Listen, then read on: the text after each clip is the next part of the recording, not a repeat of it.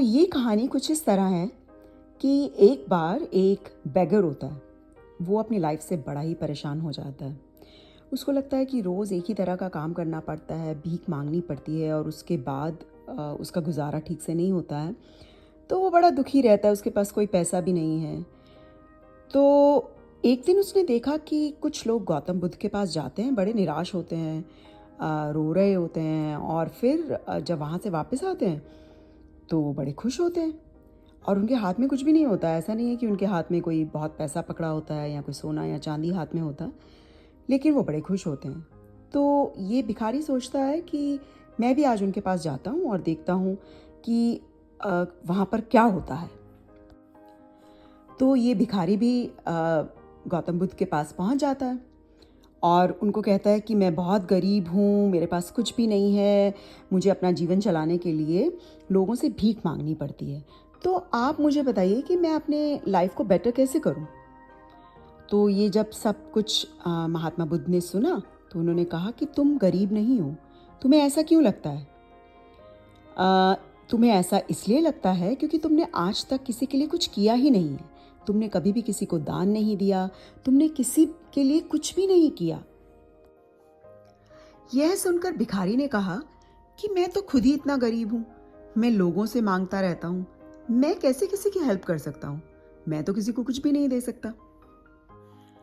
तो यह सब सुनने के बाद गौतम बुद्ध थोड़ी देर तक तो चुप रहे और फिर उन्होंने कहा कि तुम्हारे पास हाथ हैं तो तुम उनसे लोगों की सेवा कर सकते हो, तुम्हारे पास मुंह है तो तुम अच्छी अच्छी बातें कर सकते हो, लोगों का हौसला बढ़ा सकते हो। यह सब करके भी तुम दूसरों की सहायता कर सकते हो। जरूरी नहीं है कि तुम सिर्फ पैसों से ही लोगों की हेल्प करो। बुद्ध की ये बातें सुनकर भिखारी बहुत ही ज्यादा खुश हो गया और उसका मन अब संतुष्ट था। मॉरल ऑफ द स्टोरी कि हम सब इस बात की चिंता में टाइम वेस्ट कर देते हैं कि हमारे पास ज़्यादा पैसे नहीं हैं या बहुत ज़्यादा मनी नहीं है तो हम किसी की हेल्प कैसे कर सकते हैं।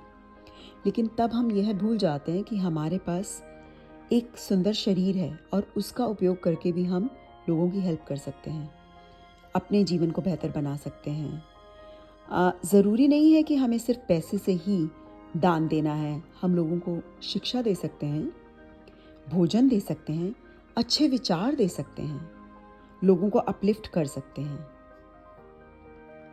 So friends, this is the giving season. Christmas is around the corner and just do something. अगर आप पैसों से किसी की हेल्प नहीं कर सकते हैं तो नो प्रॉब्लम्स, श्रम दान करिए, किसी को भोजन खिलाइए या फिर बहुत सारे लोग लोनली हैं, उनके साथ थोड़ा टाइम स्पेंड करिए या फिर जस्ट फ़ोन उठाइए और किसी ओल्ड पर्सन को फ़ोन करिए जिसके पास बात करने वाला कोई भी नहीं है। आपको भी अच्छा लगेगा, उनको भी अच्छा लगेगा और इसी तरह हम इस समाज को बेहतर बना सकते हैं, इस कंट्री को बेहतर बना सकते हैं, इस वर्ल्ड को बेहतर बना सकते हैं, इस यूनिवर्स को बेहतर बना सकते हैं। Good bye until next story. Love, live and laugh.